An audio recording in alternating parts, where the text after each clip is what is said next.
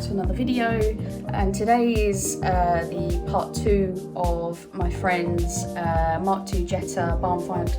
We'll call it resurrection rather than restoration. So if you've not already watched the first video, I'll pop a link up. I always forget which corner it is, one of these corners, just so you can go back and watch it. But it was hanging when he put it in the unit for the first time. So yeah, we're going to go over there in a minute, see what kind of progress he's made. So this will be the first part of the video where he's like midway through, and then we'll do another part of the video after for like a full reveal from when it's outside and like not in the unit anymore and it's completely done. So yeah, it's going to be an interesting one. I think it's going to look incredible. Like, I've had a couple of photos already and the difference he's made is like crazy. So yeah, let's go head over there and see what the difference is.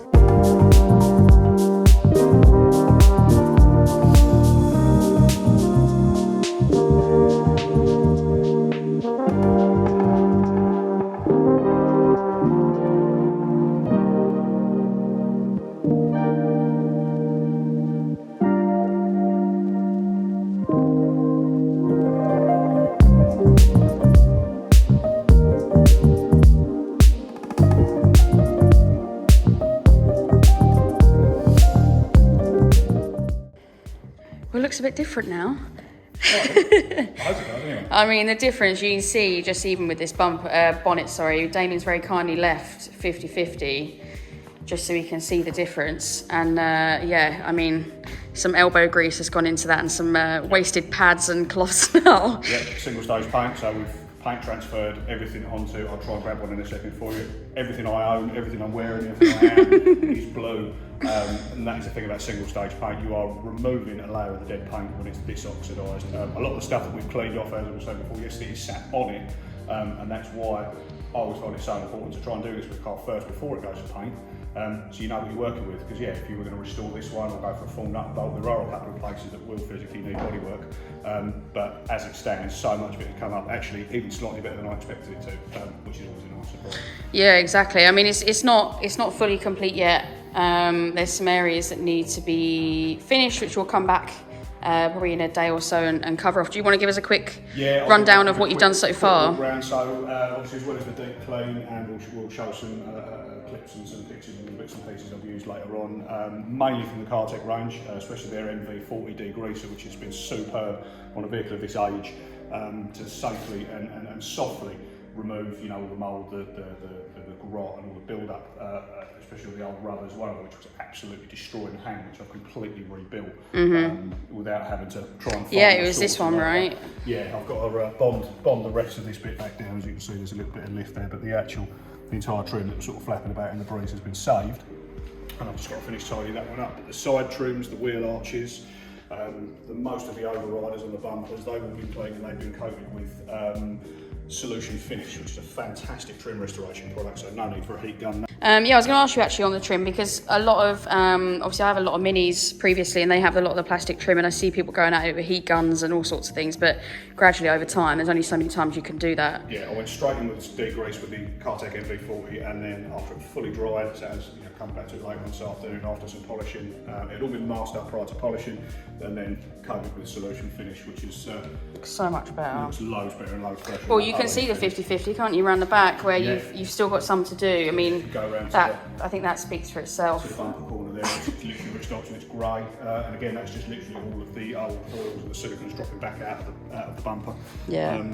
Over time. But the shine on it now is ridiculous. Yeah. I mean, in terms of what's left, obviously this rear trim, the roof. Yeah, got coat the rear bumper, coat the side strips on the offside, polish the roof because it's been up in the air for a day and a half. I can get to that bit.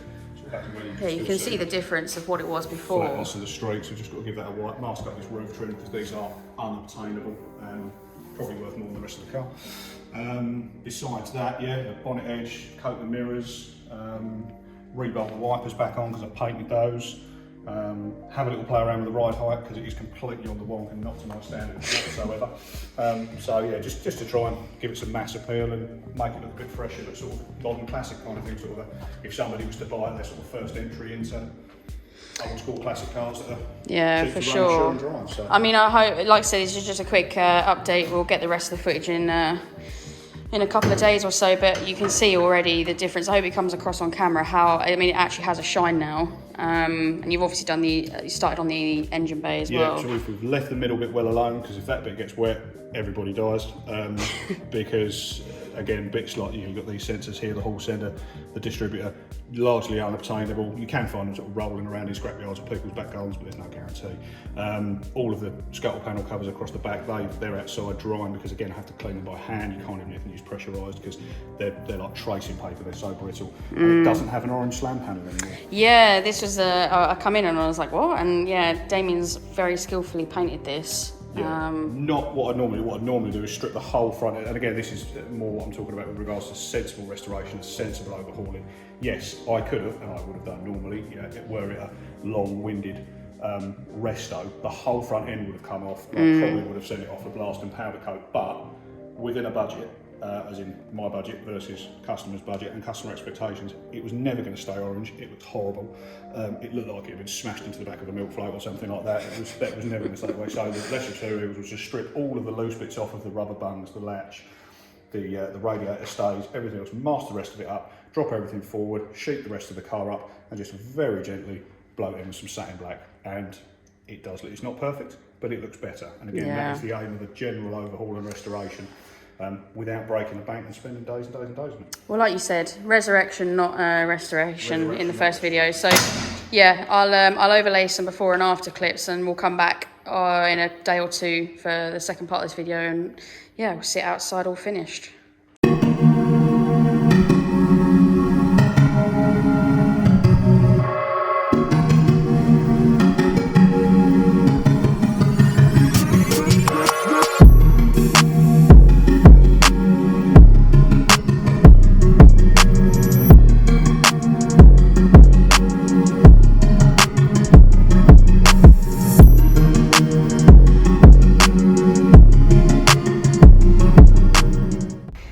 Well, it looks very, very good now. Very different to how it did when it come in. Are you chuffed with it? Yes. Yeah, out of all the ones I've done, which is a few of these now, this is probably Mark II Golf number 7. My wife and I have had probably 8 Mark IIIs between us as well, in various states of, full-on show car to daily smoker. I've managed to knock quite a few years off of it. I mean, it looks absolutely incredible. The gloss on the paint now, compared to what it was, I mean, it literally looked like a cardboard box before. It was horrible. It looked like a ceiling tile. It was disgusting. Maritime blue does do that. Again, from my point of view, and from the amount of these I've rescued, and the thing that I'm trying to get across to people, that is the paint on these things isn't dead. The top layer is, or there's a layer of grime and a filth and film on the top that chalks the paint up. It takes the life out of it, and then over time people just give up on them. And the other thing is, everyone's got a mate who can do it for 50 quid. Oh, I'll mop that for 50 quid, mate. Yeah. You won't. Pay cheap, pay twice, isn't it? You will end up painting it. There's a couple of bits, especially down on this quarter briefly, where there was a massive bit of white overspray where somebody's obviously done a minor repair, usually old people, at some point in its life get the rattle cans out. I've managed to lose 99% of it. There's 2 bits that I know are there, but I haven't burnt through the quarter. What will be really interesting is when I edit this together and I get that original clip of that quarter and compare it to how it is now. Yeah, if I've got it, I'll overlay it over this now. I've got stills of that as well. I mean, it looks horrible. And, but you've had these off, right? Like these. I've had the rear trims. 2 off. That was the other thing I was going to come to with regards to if this was booked in, if it was for my own. I mean, it is mine, but if it was for my own personal game, like I did with the white one that I'll send Gemma some pictures of. The whole thing came apart, and I ordered all new trim clips, all new arch surround liners. I can do that, that is a service I'd happily offer to somebody, but trying to keep it sensible. Like now at this point, from my point of view, there's 2 parts on it that would need to go in for paint, and there's 2 dents that need taken out of it. Prior to that, I know somebody would have sent it into a paint shop or a restorer. Sometimes it's absolutely pointless, because a lot of the time people would see this and go, oh my God, I've had people in and out all week go, oh my God, it's immaculate. I know it's not, but it's very, very presentable. But again, this wasn't supposed to be a restoration, right? This was supposed to be a resurrection, so there will be a few things in it that are not quite perfect. You see there's a couple of little dents. Little dent in the boot lid, passenger side, it's got 2 that will come out. I haven't split the paint, so my painter's dent guy can get those out, that isn't a problem. All the badges are intact. The factory plates are still there. They were actually thrown in the boot. Yeah, it's so cool that the factory X from factory from 1988. You know, that is what went on at the dealer. There's a lot of little bits of history, and that's where the value retains. And knowing that and keeping hold of that, you know, everyone goes for, let's get a fresh set of plates with some VW badges and stuff in there. It's fine if you want to do that, but it does, again, if you're looking to move something on, or you're looking to keep hold of something and retain a bit of value, or get the most for your money out of something you've literally pulled out of a tree, that is the way to go. The trim's all good. Again, I haven't removed any of it.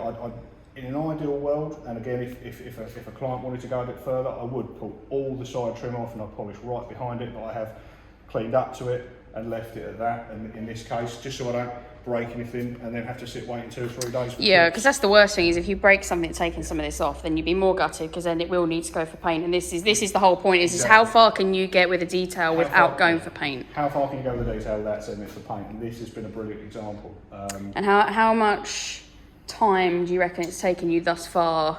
I mean, it's been in, I've had it in all week, and I have had customer jobs in between, which I have honoured, obviously, because otherwise I won't make any money. But I'd probably say I've got a couple of late evenings, a couple of late nights in it. I'd probably say we're in sort of like 45 to 50 hours of just cleaning. The interior, I was quite lucky, is very nice. Yeah, we'll open it up quickly. It's 40 to 50 hours of just pure graft as well. Just graft, yeah. So besides the Chinese head unit that has to come out because it doesn't work properly, I need to find a nice original one for that, but I didn't in time. That is literally a nice hoover, drill brush of the mats, steam clean of the plastics. That's it. No crazy mould or anything in here. No which crazy was nice. mould, and that's where you can get lucky, because a lot of people see cars like this. They don't look past the outside, whereas I'm sitting here thinking, from a customer's point of view, and from somebody who's done a few of these, it starts, runs, drives, stops and steers, which is like an old hot rod adage, where if that works, lovely. Engine was sweet as a nut, haven't had to touch anything other than cosmetically, and I've done an oil and filter change and an air filter. Oh nice, I didn't know you'd done the oil as well. Just while I'm in there. You know, like even things down to like these trims as well, like they look amazing now. For example, there obviously we pointed at this exact trim before where it was mouldy, lifted. Yeah, I'll overlay a clip of that of it absolutely manky, because I know I definitely got a clip of that. The other thing it reveals, it's all got original glass throughout the whole car. Yeah, I mean, how many people can say that? I mean, even in the M2, it's probably not even original glass. It's probably a different windscreen, different window at some point. But everyone's had a windscreen, everyone's had a broken window. Unfortunately, some people, you get a lot of history with cars that have break-ins. You always hoover up and you find a bit of glass, you know, underneath the carpet when they haven't quite hoovered it up properly.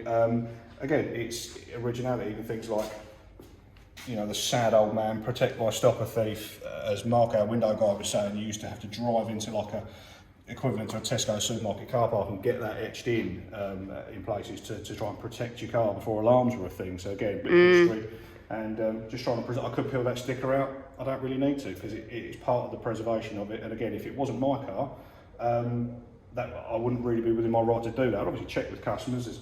So, you know, you get old bug jam stickers and old, you know, neighbourhood watch stuff in there. Again, some people. Oh gosh, yeah. Yeah, when that was a thing. Now everybody just whinges on Facebook. Yeah, but besides that, I mean, it looks absolutely incredible, and of course, it goes without saying, like all of Damien's links will be in the description below. If you have an old classic or something that needs a little bit of love, you know, all the links to find them will be in the description below. And yeah, we'll get it outside. We'll get some roller shots just for the end for a little bit of B-roll. But if you like this video, make sure you comment, make sure you give it a big thumbs up, make sure you subscribe. And yeah, if you want to see more types of content like this, I'm sure Damien will happily find some more cars that have been living under a tree. Damien doesn't need any more excuses to film any more of these videos. No more excuses to pull things out of ditches and restore them. So. Yeah, I mean, one last look, like from the front, it looks absolutely ridiculous.